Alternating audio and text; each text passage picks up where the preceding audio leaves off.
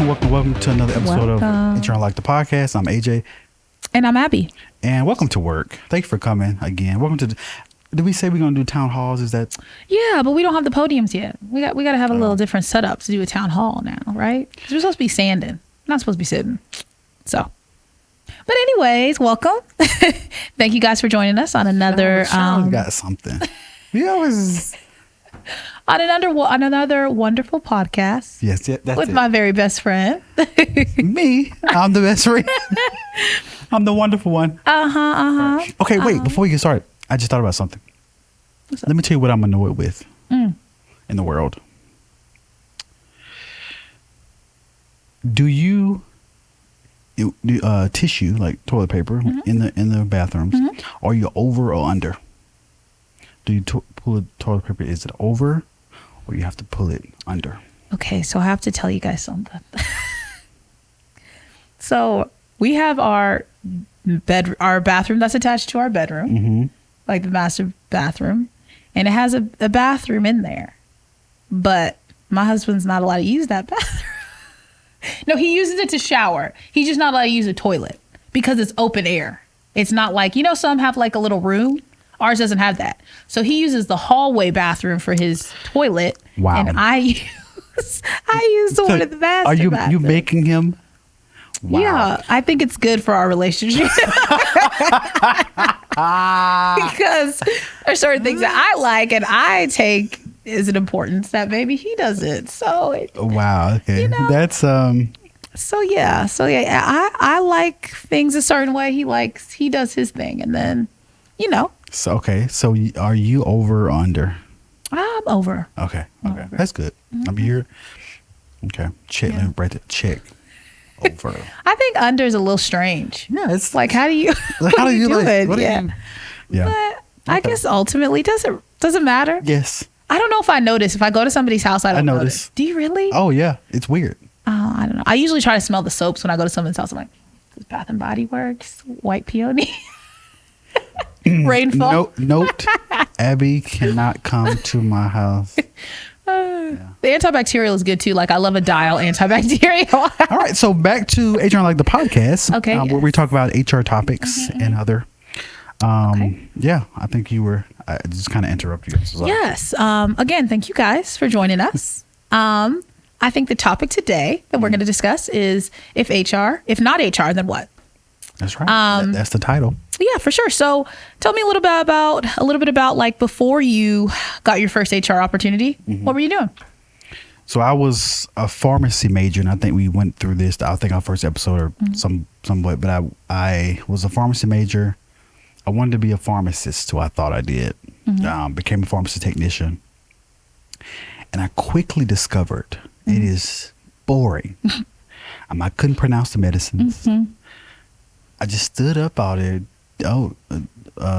Sister Joanne came in with her medicine. I'm here to pick up my scriptures. Okay. What's your name? Okay, got it. Now go back there. Okay, ring it up. It just wasn't fun. It just wasn't something I was interested in. So Yeah. I quickly changed to HR. Because after learning what HR was, I was like, oh, this is my thing. Yeah. Even though I'm an introvert, and we got to do an episode on that. Even if I'm an introvert, I still, HR forces me to be more extroverted. Out of your shell a little bit more. Communicate, yeah. But I think that there's a hybrid there too, because to me, I'm not like 100% an introvert. Yeah. But in certain settings, I definitely do prefer to step back. Yeah. Yeah, that's good. So I don't know. How about you? Before I was in HR, I was a tutor, or not a tutor, a TA. At the University of Alabama. It was an Excel course. Roll Tide. Yes, Roll Tide. Roll so Eagle. I did that. And I actually loved it because I would see just all different people, sometimes football players would come in. Sometimes I would see my friends, Hey. and I would just kind of walk around, monitor the test. People would raise their hand, ask questions. And I was there to help assist. So yeah, that was really fun. But after graduation, I just kind of was like, I don't know what to do. Yeah. And I just kind of started applying for jobs, and a recruiting opportunity presented itself to me. And that was my step into HR. So that's cool. yeah. So currently now we think about current state. If not HR, if you wasn't doing HR, if you didn't get that recruiter role, what do you think you'll be doing? Or what would you like to do? Maybe start there. What would you be doing? And then what would you like to do now if you were in HR right now? Okay, so I do actually like my job. I love my black job. Yeah. That's right. But no, really, I do. I do really love my job. I do think I make an impact. I do think that, like, you know, on my day to day, I'm not miserable. I feel challenged by the tasks that are given to me, which is important to me. Yes. Because I have worked HR jobs where I didn't feel 100% challenged, and that's caused me to leave. Yeah.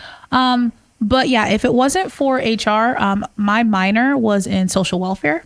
So I think I would have just went on to get my master's in social work and, you know, work in that arena. I don't know if it would have, I think it would have been fulfilling work, but also emotionally draining. And I know everybody says their jobs are emotionally draining, but I think with social work, especially, you see a lot of dark things and a lot of people going through their toughest, worst moments. And so although I think that I probably would have been really great at that, I don't know if long term it would have been the right career for me for that, because I'm such a empathetic person. I think I would have carried it home with me. So okay, that's fair. Yeah. And then if HR wasn't your thing now, if you wasn't working in HR, what do you think, or what would you want to do outside of HR?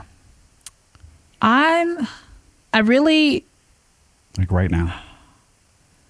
So I think I really enjoy the idea of like community outreach and like teaching people, understanding like populations that are, let's say, like, I don't know, maybe like underprivileged in terms of like their ability resources to get like healthcare, things like that. So some type of community outreach, and I maybe even that leading to a political career of sorts. I'm not saying that essentially it would be like I'm going to be the mayor, but I don't know. That'd be for mayor. I don't know about that, because I know that there's a lot that goes into politics, and I'm not here to say that, you know, it's a walk in the park by any means. Yeah.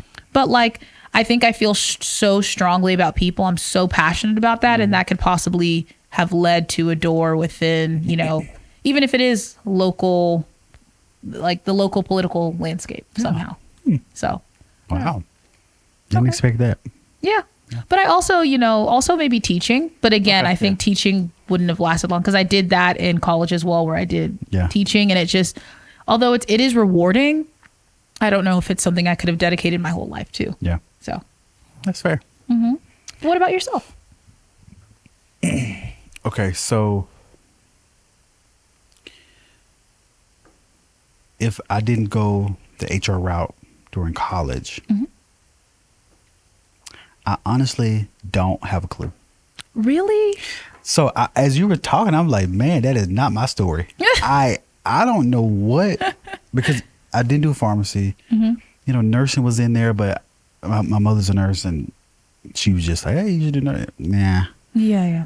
So I can't answer that. I have no idea what I would have done outside of HR, because I guess I've never thought about it. Yeah. And even preparing and I'm literally, my brain is like, I have no idea. But if I wasn't in HR now, and if there's something I would want to do now, there's a plethora of things. Get out your pen. There you go. Yeah, let me. So I think like acting is one. I mean, while I'm a part-time actor now, just like doing commercials. Right. But acting, I think producing, I enjoy like producing and directing, being behind the camera, writing script, like a writer, I think is another one, because telling the story is one of my things, one of my favorite things. This is a funny one. A WWE superstar, like a wrestler. That's another one that I not too much. That's another one that I think I would do, like currently, or a professor. I think I would like to be in the classroom in an HR class, or employment law class. Yeah, doing higher education. Yeah. Because I have a team right now, and I enjoy them. Like I enjoy developing them and teaching them different things, and we have fun. We do a lot of things, and we have a good time. Yeah. And I feel like I'm making an impact. So I think not junior high or high school. It has to be college. Yeah. For me. Mm-hmm. But I think I would do one of those things, like producing, directing, writing, because I enjoy writing. So any writers that y'all want to like get me on your team and help write a story, right? Hey, I'm here. HR like the podcast. AJ here. Reach out. That. But yeah, we're like being a professor, and I'm thinking about it as I finish law school. Mm-hmm. You know, I think that's something I would like to do. Like being a adjunct professor. Yeah. Just to see if I can. I mean, if I truly like it. Yeah. But I think I really would. I think so too. I can definitely see you walking in the classroom. Yeah, absolutely. Okay, everyone have a seat. Quiet. I think when you're talking about most people, I feel like who go to law school are very well spoken, and I think that that's part of it. I've had professors, believe it or not, that have not been well spoken and not clear in how they're teaching, and I think that needs to be a requirement for sure. Absolutely. So yeah, I can definitely see that in your career path. Yeah, but HR is great. To your point, I love my job. Love what we do. Mm-hmm. Love the impact we make. And again, employees, we can't stress this enough. We truly look out for you. I know it's hard sometimes to understand and really believe that HR has your back. Right. There are times, I mean, that's our job. And while it's hard to believe sometimes, we're in those meetings, behind those closed doors, trying to make the best decision, not only for the organization, but for you. Mm-hmm. We truly are. Now, some HR professionals may not. In your organization may not be as nice, may not be as upfront and open and honest with you. Right. I think we're going to do an episode on, what's truly transparency in the organization and trust. Trusting your associates. We, at least Abby and I, we are that trusted advisor in our organizations. For sure. And we impact people to be just as much of a trusted advisor. And hopefully we're impacting you guys who watch. Yes. Who listen, who are here at work today. Yes. Hopefully you understand who we truly are, and you've got a grasp of who we are and who we've become. Yeah. Season 2 is a little different from season 1. We're striving now. So for sure, what we represent. And I think also, I mean, just circling back to this episode, even in these rooms, right? When somebody says to us like, okay, hey, we're looking to maybe let this person go because they haven't been performing, we are saying to them, if not this position, is there something else they can be good at? Yep. Maybe this isn't properly. Maybe this isn't where they're thriving, even if they have all the prerequisites, they've done everything. Yeah. But like, if we have a good employee who's done what they need to do and, has been fulfilling their side of the bargain, and the only thing is like a performance issue, let's look and see. Yep. How can we help them? Yeah. Exactly. So it's not even just an us question of like, okay, yes, with our careers, I think HR in general is about always looking at your workforce and analyzing, okay, if one person isn't a good fit here, it doesn't mean that we should just let go of that talent. Yep. There could be another place for them. Absolutely. And so, I think that's a really interesting way to view it for sure. I know that we're kind of talking about it on a personal level, but just within an organization, we're constantly looking for that. I mean, even with my organization now, we hold monthly meetings where we talk about our talent pool. Yeah. And we talk about how can we ensure that they are placed in the right position. Yeah. That's good. And we can go on about, it's another step of that succession planning. Who's ready to take your job when it's time for you to move on? So absolutely. But thank you so much for coming to work today. Yes. Thank you so much for our subscribers. I mean, just comparing season 1 and 2, we have an influx in subscribers. Thank you so much. Please tell your friends, your families, your coworkers, your friends. I said that. Yes. Your employees. Your mothers, fathers, sisters, brothers, cats, dogs. Just pull up everybody, family, family TV show. Yes. Bi-weekly, H&R Like the Podcast. Follow, subscribe. Here, subscribe. Ask us questions. We're always here for you. Send it to us. We'll be a great resource for you as needed.